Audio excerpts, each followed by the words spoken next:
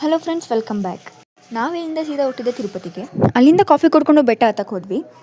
ಅಲ್ಲೋಗಿ ನೋಡಿದ್ರೆ ಗೇಟೇ ಓಪನ್ ಆಗಿರಲಿಲ್ಲ. ಆ್ಯಕ್ಚುಲಿ 6 o'clock ಓಪನ್ ಆಗೋದಿತ್ತು. ಅದಕ್ಕೆ ಅಲ್ಲೇ ಇದ್ದಿದ್ದು ಟೆಂಪಲ್ಗೆ ಹೋಗಿ ಸೀದಾ ಬೆಟ್ಟಕ್ಕೆ ಹೋದ್ವಿ. ನಾವು ಹತ್ತಿದ್ದು ಚಿಕ್ಕ ಬೆಟ್ಟ. ಇಲ್ಲಿನ ಸ್ಟೆಪ್ಸ್ ಬಂದು 2388 ಸ್ಟೆಪ್ಸು.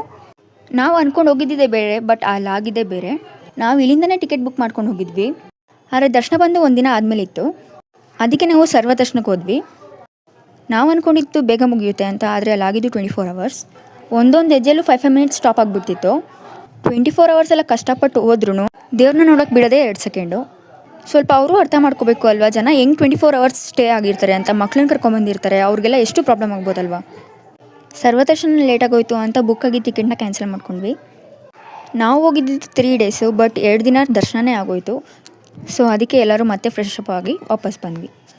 ಆ್ಯಂಡ್ ಈ ವಿಡಿಯೋ ನಿಮ್ಗೆ ಇಷ್ಟ ಆಗಿದ್ರೆ ಫಾಲೋ ಮಾಡೋದು ಮಾತ್ರ ಮರಿಬೇಡಿ. Thank you for watching.